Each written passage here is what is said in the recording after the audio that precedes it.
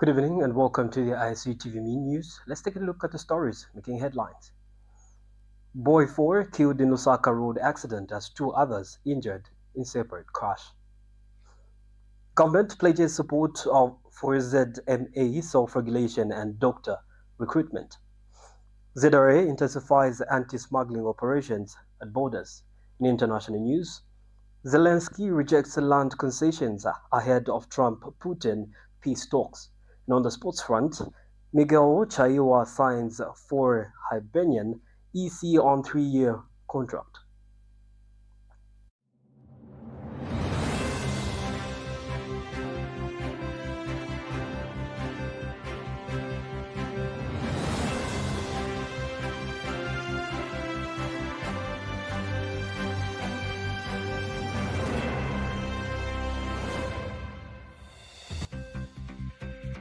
With the news in detail, my name is Malova Eric J. Mwanamujende. A 4-year-old boy has died after being hit by a minibus in Lusaka's Chaiwa area, while 2 other people sustained serious injuries in separate road traffic accidents in the city. The child, identified as Prince Mwanza, was playing near the roadside around 1740 hours when a Toyota Quantum minibus veered off course and struck him. The vehicle was driven by Joseph Sialunga, 40, who reportedly failed to keep to his rear side. Prince was rushed to Levi Manasa University Teaching Hospital but was pronounced dead on arrival. His body is in the mortuary awaiting post-mortem, and the driver is currently in police custody. In a separate crash, Victor Banda of 10 miles sustained injuries after losing control of his Toyota Sienta near BK Bar. The vehicle overturned and he was also taken to Levi Manasa Hospital for treatment. Meanwhile, another accident occurred at the junction of Mwatusunga and Msuzi roads around 1600 hours, involving a motorcycle and a Nissan Juke. The motorcyclist, Kapaya Chinyanta, 43, failed to stop and collided with the Nissan, which had the right of way. He is currently admitted to Mainasoko Hospital with multiple injuries. Police have since urged motorists and other road users to follow traffic regulations to avoid further loss of life. President Hakainde Hichilema has reaffirmed the government's support for the Zambia Medical Association (ZMA's) vision of self-regulation and efforts to enhance healthcare delivery through employment of skilled professionals. In a speech read on his behalf by Health Minister Elijah Muchima at the 61st ZMA Scientific Conference in Livingston, President Hichilema said increased budget allocations reflect government's commitment to health sector reforms. He commended ZMA for offering valuable input on national health priorities, including NEMA, sustainability, and the continuation of ZACOMS, and urged continued collaboration to strengthen the system. ZMA President Dr. Roy Tolopu, meanwhile, called for the recruitment of more doctors and proposed the creation of an Office of the Physician General to oversee presidential health and uphold medical standards. My government, through the decentralization policy, will develop the primary care function in local authorities to improve efficiency, effectiveness, social allocation, and empower the communities by setting priorities based on their context and needs. We seek to achieve universal health coverage. It's important that planning, social allocation, and decentralization is taught.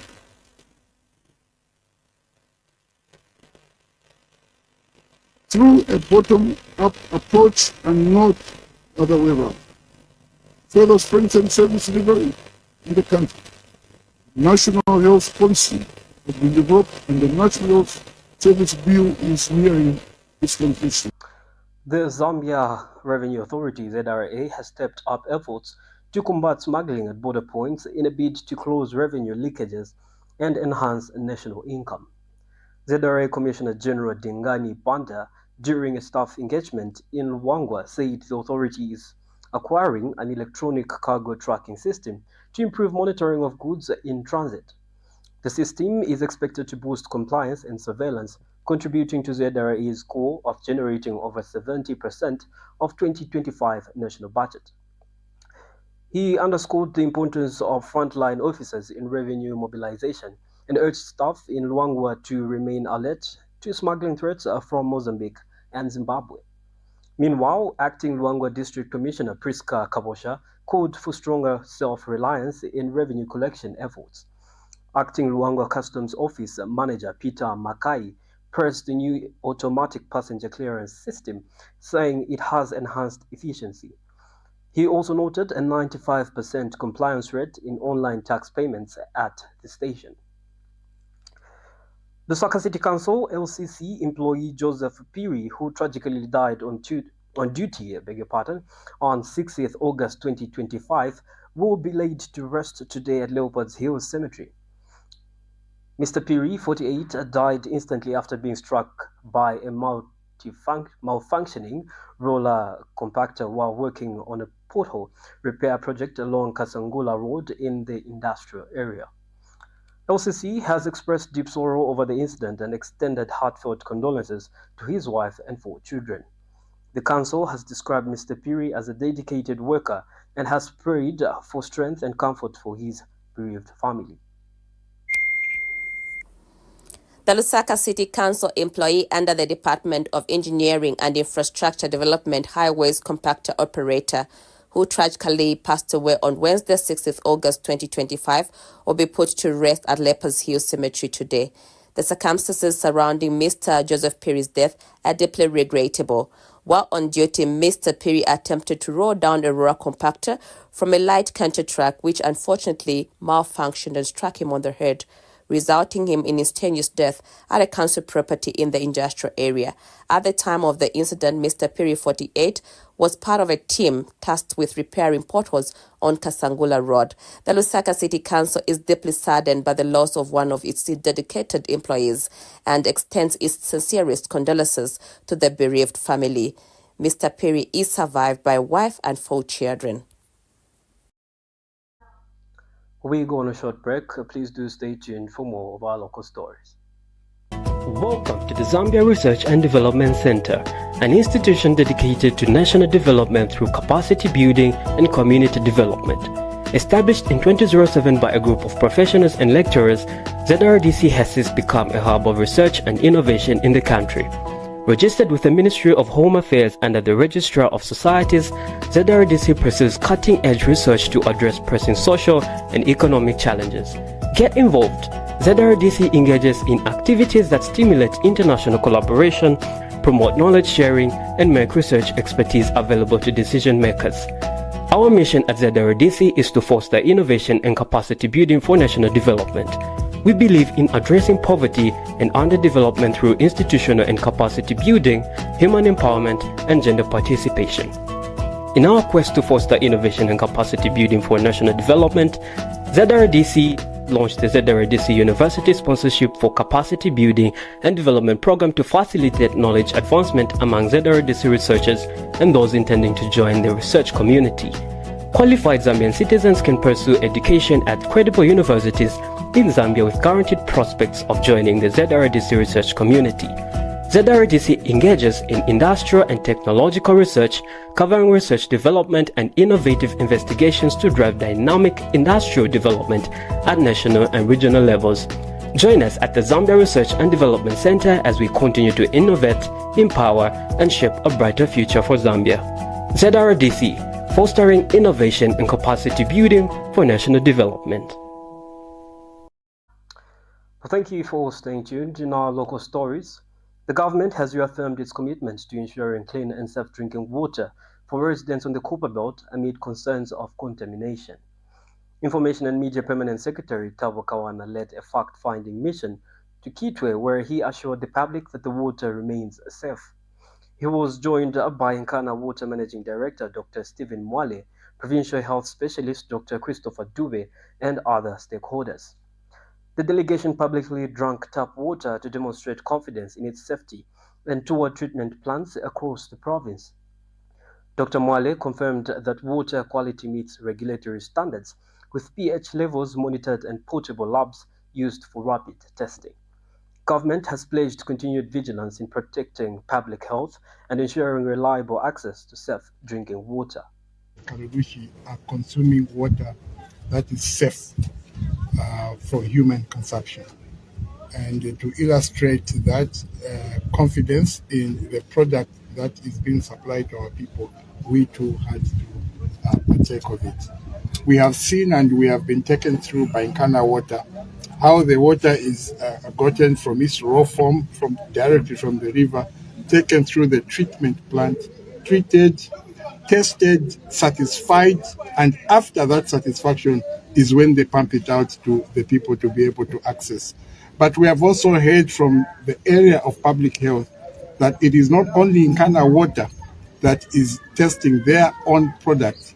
Even the health officials are testing Nkana water's product at the end point to ensure that they arrest, if any, a presence of bacterial infections or waterborne infections, if any, found at all.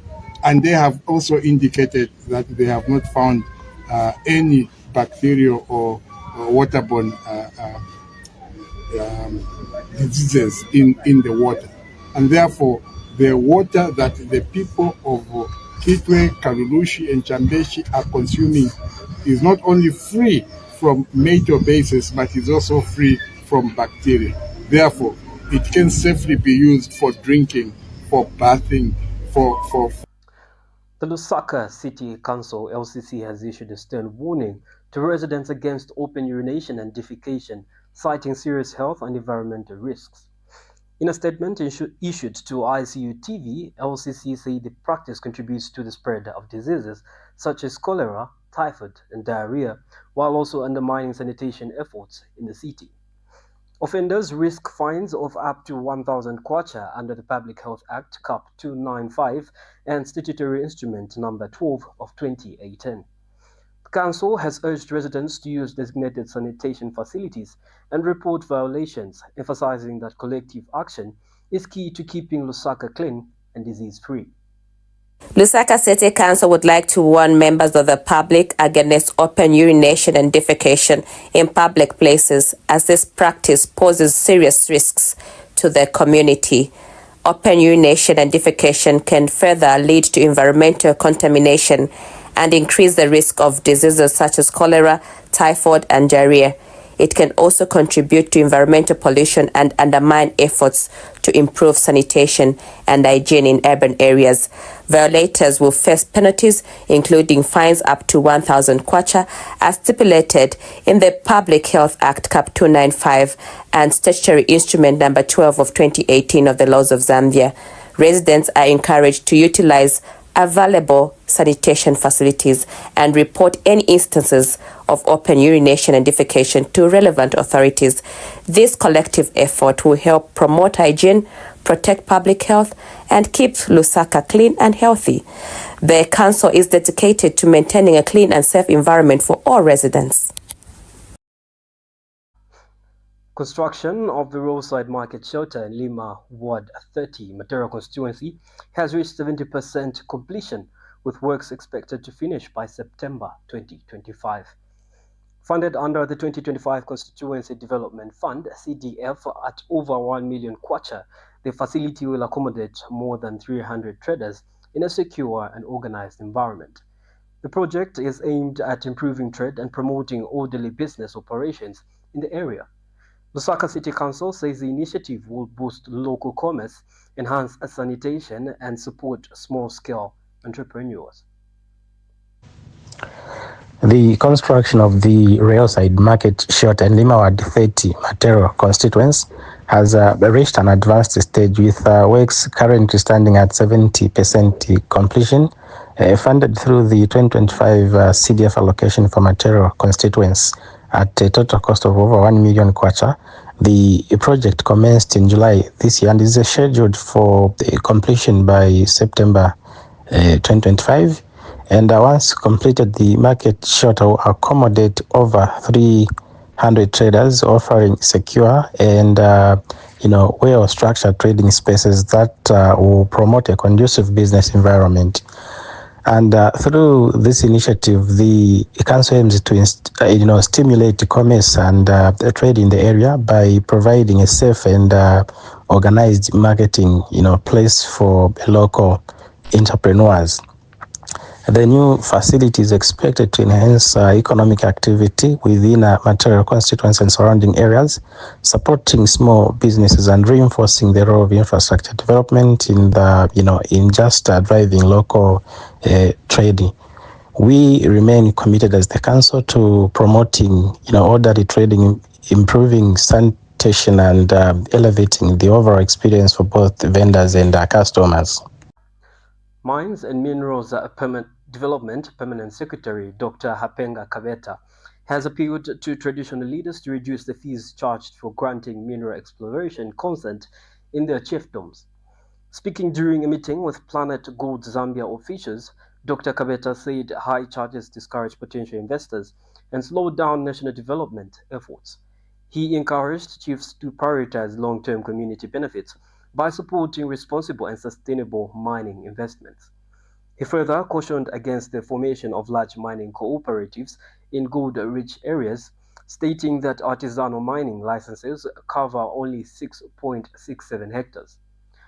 He said the cooperatives with hundreds of members are unworkable, often leading to disputes and reduced individual gains. To promote fair participation, Dr. Kabeta recommended the establishment of membership limits in cooperatives in collaboration with Planet Gold Zambia and the ministry. Meanwhile, Planet Gold Zambia National Project Manager Abigail Mwailenga revealed that a financing scheme is being developed to support licensed artisanal and small-scale miners with access to funds for equipment. The initiative aims to improve productivity and encourage formal, responsible mining practices. This was disclosed to Icu Tv in a statement issued by Ministry spokesperson Shamwinda Tembo.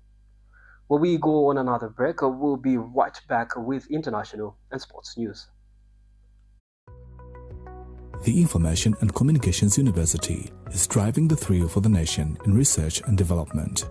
Enroll now for full-time and distance programs in the School of Engineering, Humanities, Business and Education.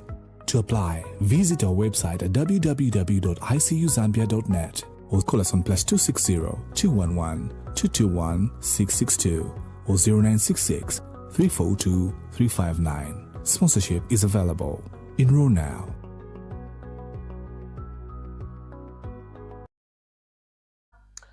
Welcome back, and you are still watching the Icu TV main news.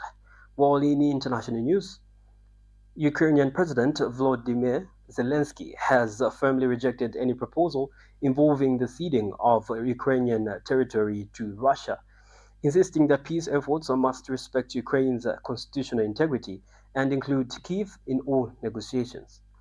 In a statement released on Saturday, Zelenskyy reiterated Ukraine's readiness for genuine solutions aimed at achieving a dignified and lasting peace. However, he emphasized that no agreement reached without Ukraine's direct involvement would be effective or legitimate. His remarks come ahead of a scheduled meeting between US President Donald Trump and Russian President Vladimir Putin, set to take place in Alaska on Friday.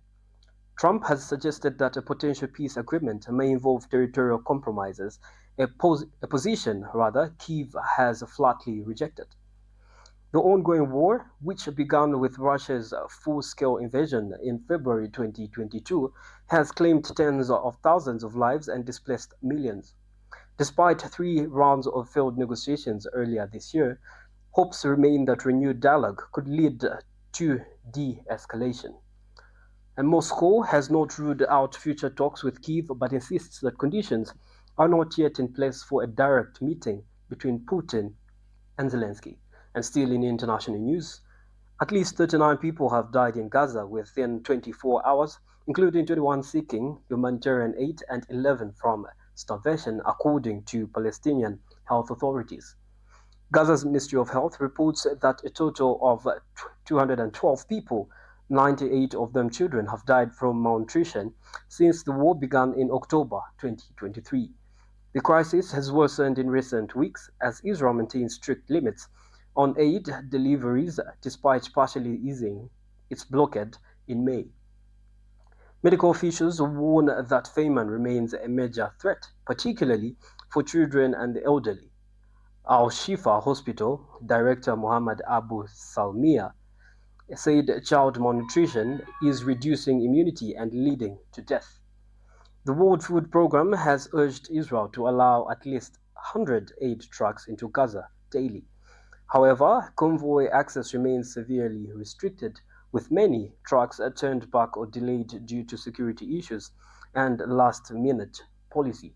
We take our last break and we'll be right back with sports news. Hello, the Information and Communications University, ICU. What comes to your mind when you hear of this name? Is it the beautifully architectured infrastructure at our campus? Or is it the amazing students that are always performing well in their fields?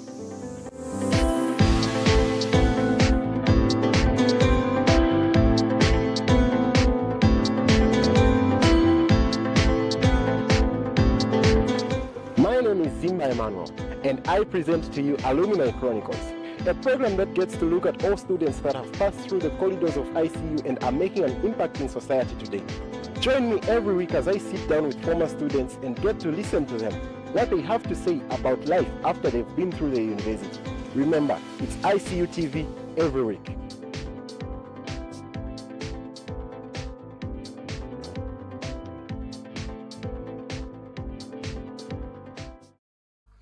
Welcome back. And on the sports front, Zambian midfielder Miguel Chaiwa has completed a move to Scottish club Hibernian FC on a 3-year deal from BSC Young Boys of Switzerland. Hibernian identified the 21-year-old Chipolopolo international as a key target, citing his standout displays in both domestic and European competitions. Chaiwa featured 31 times for Young Boys, including UEFA Champions League clashes against Galatasaray, Celtic and Red Star Belgrade. He was part of the squad that He was part of the squad that clinched the Swiss Cup and Super League in 2022-2023. The Scottish side, currently in the UEFA Europa Conference League, led Belgrade 2-0 ahead of their home leg on August 14.